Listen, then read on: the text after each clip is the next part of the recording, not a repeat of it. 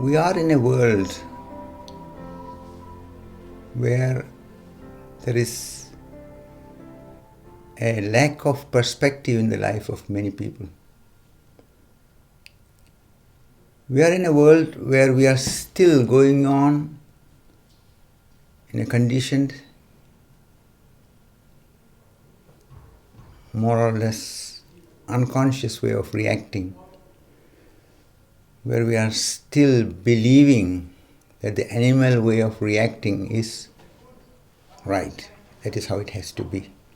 That means we follow the approach of power, approach of force, we follow the approach of punishment, revengefulness, and we justify anger and hatred.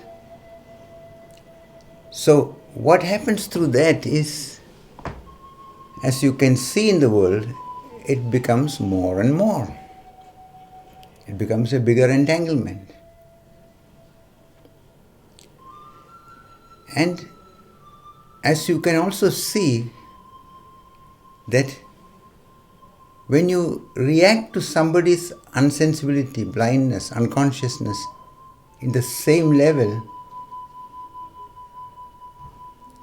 you are also feeding to the unconsciousness in yourself. Both are supporting the blindness in each other.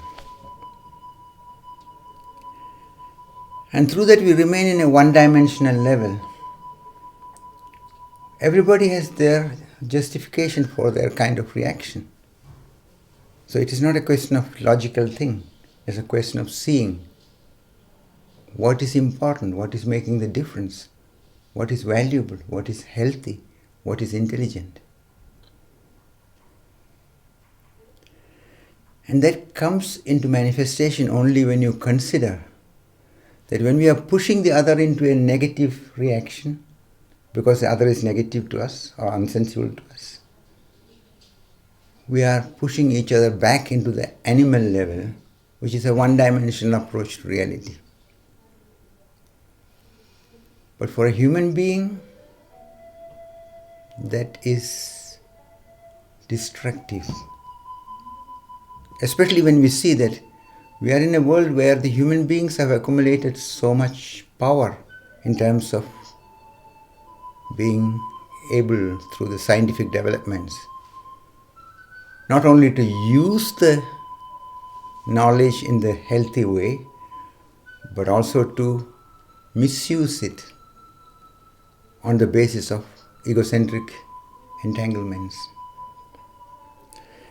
And what I'm calling egocentric is that where we are only looking at what we feel, what we want, what is that I like and what I don't like, without considering that in a reality we are all interconnected and the other may have other factors which we need to take into consideration so that we don't just go blindly into a negative process. So this is a very important recognition what is first of all needed. And the second thing also is to see that we need to bring it consequently into life.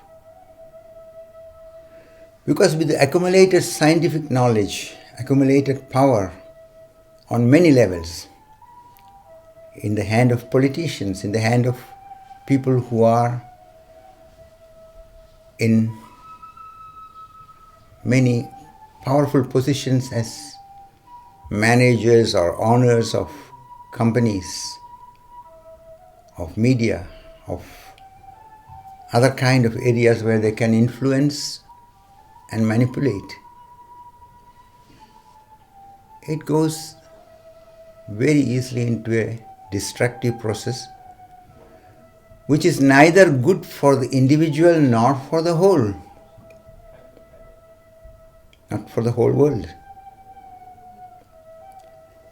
And that is what we are able to see now. For example, what we are at this moment of the situation in the world experiencing as such a polarization of people who believe that the way it appears to them is reality and feel justified to be aggressive, to be angry, to be destructive. They are not seeing the reality the way it actually is. And they justify through their interpretation of reality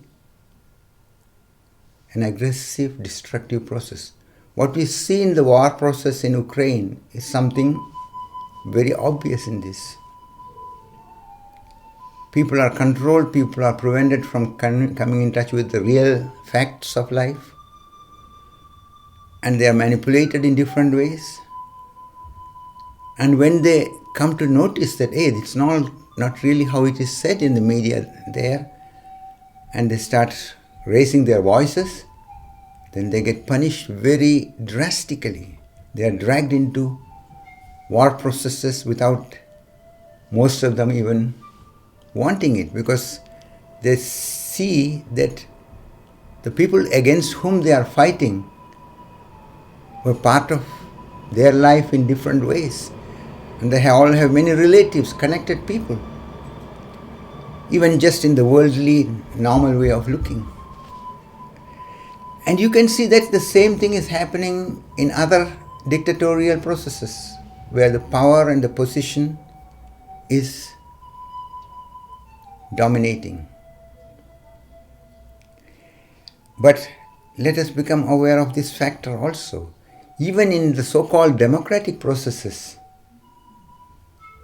when people are not having the understanding and the awareness to confront and question and consider things more deeply, they also get manipulated. They also get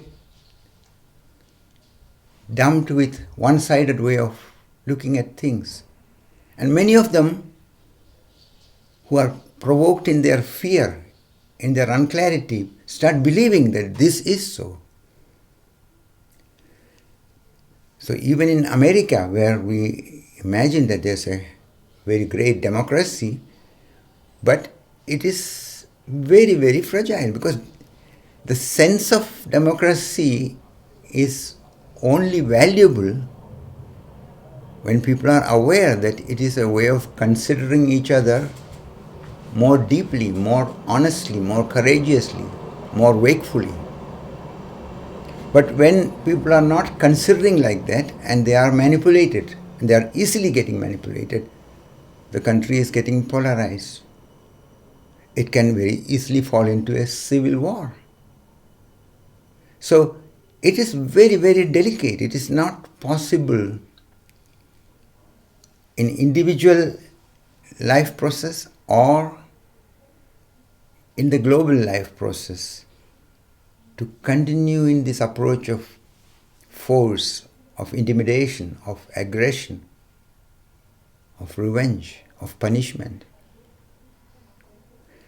And to consider it more deeply, when you see that those who are, so to speak, in the role of the bad, in the role of aggressor, in the role of the one who is misusing the power, we need also to consider what is making them like that.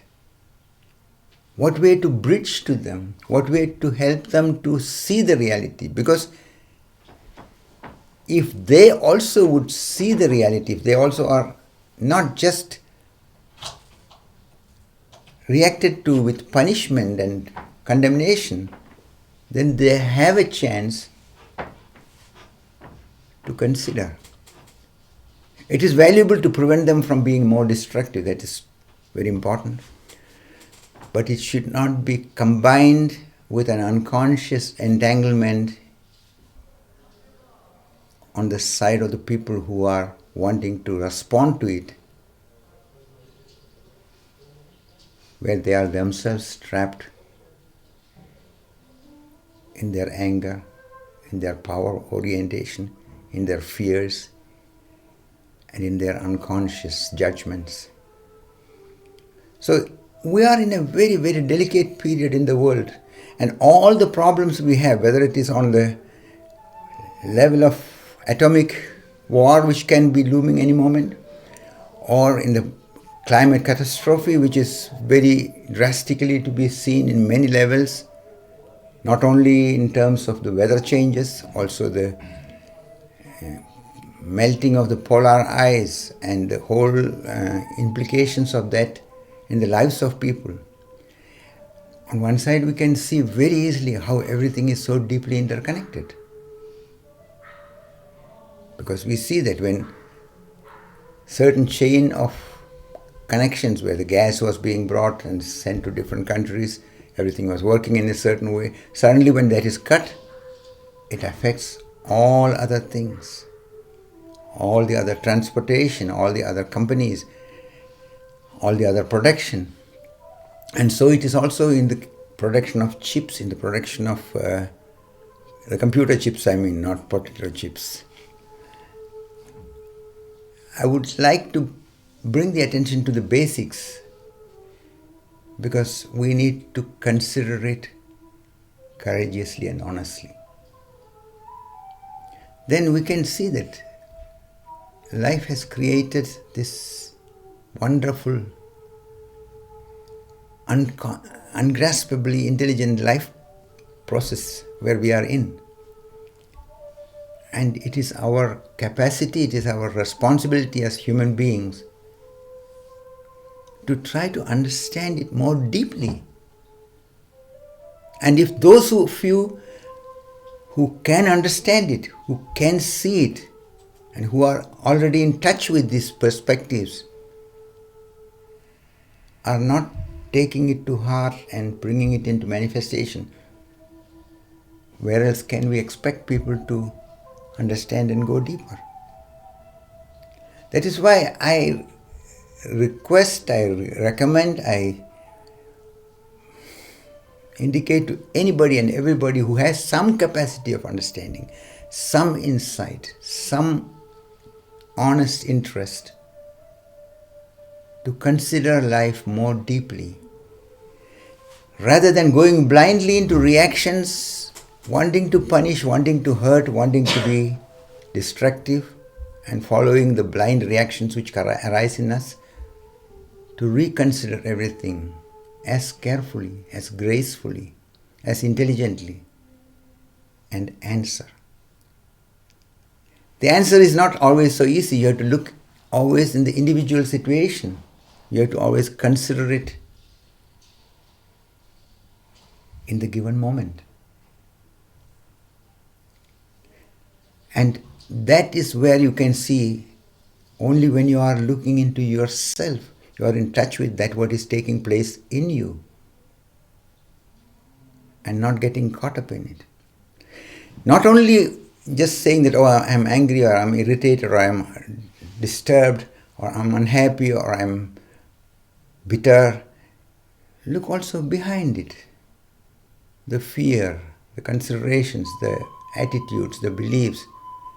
Accept yourself, accept also the wholeness of the situation, and then allow the answer to arise in you in each situation, in each moment, where you will see that when you are considering so consciously, the sensibility of the heart also will be participating in your intelligent answer. This is how I make a differentiation. People who are looking only from one side, from a fixed way of looking, which we call the egocentric way of looking in a certain way, they are not really using the intelligence in the right way. They are being clever. They may be looking intelligent. They may be looking very much able to manage and manipulate things. But because their very basic vision of understanding life is narrow, not based on the reality, they will, in the long run, hurt themselves and each other. They will not contribute to the creative process.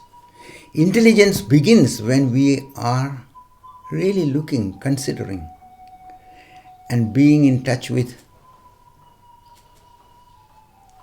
the deeper interconnected aspect of the reality.